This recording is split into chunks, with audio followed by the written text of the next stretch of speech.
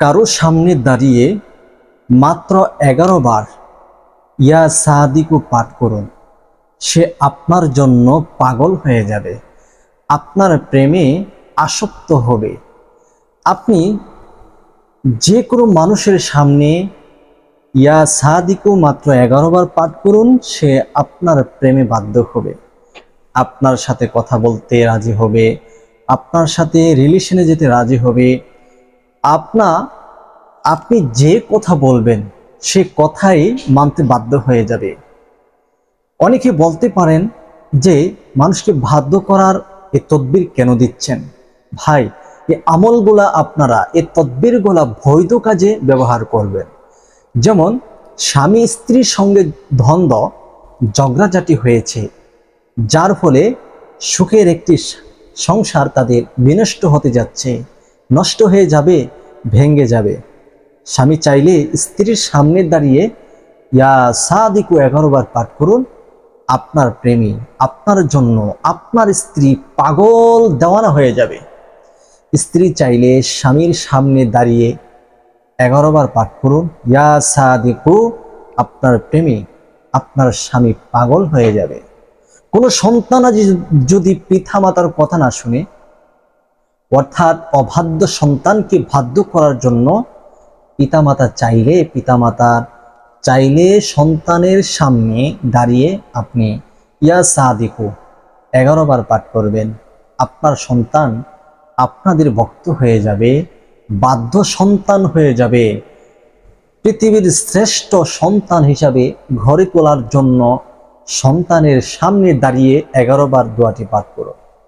শ্বশুর শাশুড়ি যদি বিভিন্ন রকমের অত্যাচার করে ঘরের নববধূকে, পুত্রবধূকে অথবা ঘরের অন্য কোনো সদস্যকে কেউ যদি অত্যাচার, জুলুম, নির্যাতন করে, সেক্ষেত্রে তাকে বশে আনার জন্য, তার অন্তরের মধ্যে আপনার প্রেম ভালোবাসা জায়গা দেওয়ার জন্য আমলটি করতে পারেন।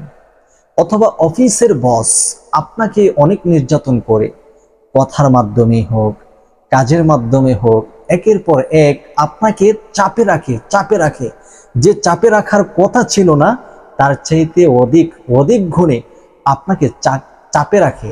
আপনি চাইলে আপনার অফিসের বসকে আপনি আপনার আয়ত্ত করে নিতে পারবেন।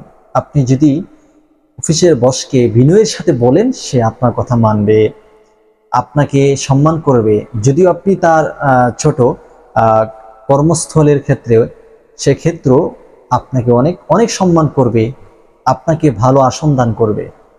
আপনি চাইলে আপনার অফিসের সহকর্মী যারা আছে তারা যদি আপনার দিকে অন্য নজরে তাকায়, আপনাকে অন্য মাইন্ডে রাখে, সেক্ষেত্রে আপনি প্রত্যেকের জন্য আমলটি করতে পারেন। তো আসুন সে আমলটি কিভাবে করবেন আমরা জেনে নেই। আমলটি জানার পূর্বে চ্যানেলে যারা নতুন আসছেন দয়া করে চ্যানেলটি সাবস্ক্রাইব করুন, ভিডিওটি শেয়ার করে সবার মাঝে প্রচার করুন। কারণ আপনাদের একটা শেয়ারের মাধ্যমে শত নয়, হাজার দর্শকদের উপকার আসবে, মানুষের উপকার আসবে। আর তারা যদি এই সমস্ত নির্যাতন আর জুলুম থেকে বাঁচতে পারে, অন্তর থেকে রোহানি দোয়া আপনার জন্য আসবে। শুধু তাই নয়, তারা যে ইয়া সাদিকু পাঠ করে একটা মানুষকে ভালো লাইনে আনবে, ভালো রাস্তায় আনবে, সেক্ষেত্রে আল্লাহ তাআলা আপনার আমলনামার মধ্যে অসংখ্য নেক দান করবে। তো প্রিয় দর্শক, আমলটি করার জন্য আপনি যার সামনে গিয়ে আমলটি করতে চাচ্ছেন, আপনি সর্বপ্রথম যাওয়ার পূর্বে পবিত্রতা অর্জন করে নেবেন, ভালোভাবে ওযু করে নেবেন। ওযু করবেন খুব শুদ্ধতার সহিত, ওযুর মধ্যে যেন কোনো ত্রুটি না থাকে।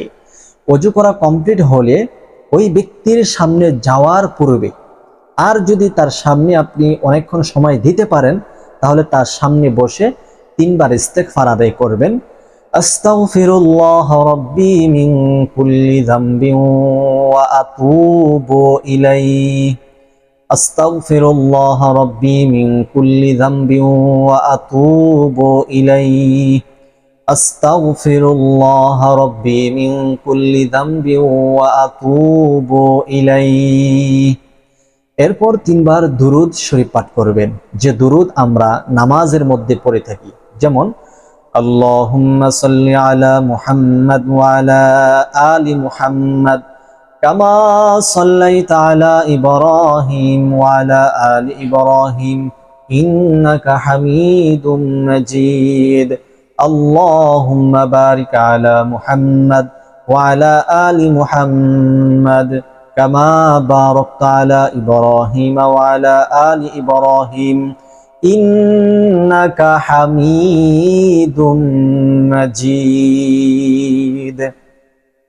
3 বার ইস্তেগফার, 3 বার দুরুদে ইব্রাহিম পাঠ করা কমপ্লিট হয়ে গেলে আপনি ওই ব্যক্তির সামনে যাবেন, অথবা তার সামনেই পড়েছেন, তার চেহারার দিকে তাকিয়ে মহান আল্লাহ তাআলার এই সিফতি নামটি পাঠ করবেন, ইয়া সাদিকু। সিফতি নামের মধ্য থেকে অন্যতম একটি নাম।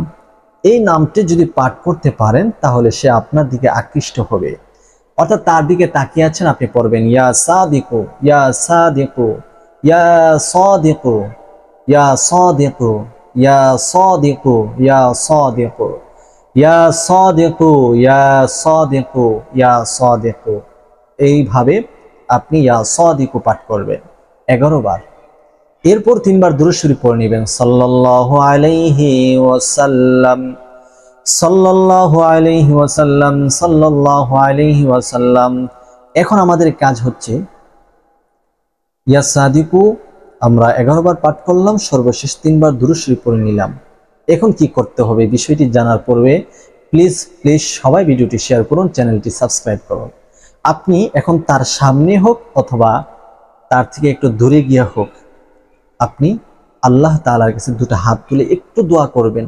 যদি হাত তোলা সম্ভব না হয়, মনে মনে দিল থেকে অন্তর থেকে আপনি বলবেন, আল্লাহ তার অন্তরের মধ্যে আমার জায়গাটা করে দাও। আল্লাহ সে আমার প্রতি অনেক জুলুম করে, আমার বস হিসাবে অনেক জুলুম করে, অনেক অত্যাচার করে, আল্লাহ তার অন্তরে আমার ভালো একটা স্থান দাও, সে যেন আমাকে সম্মান করে। অথবা যার উদ্দেশ্যে আপনি পাঠ করবেন সে কথাগুলো আপনি বলবেন, আরো ভালোবাসা পেতে চাইলে ভালোবাসার কথাগুলো বলবেন। আশা করি যদি এই নিয়মে আমলটি করতে পারেন, মাত্র আপনি 3 দিন আমলটি করুন, ইনশাল্লাহ 3 দিনের ভিতরে ভালো একটি রেজাল্ট দেখতে পাবেন। আশা করি ইনশাল্লাহ সফলতা অর্জন করবেন। ভালো থাকুন। আসসালামু আলাইকুম।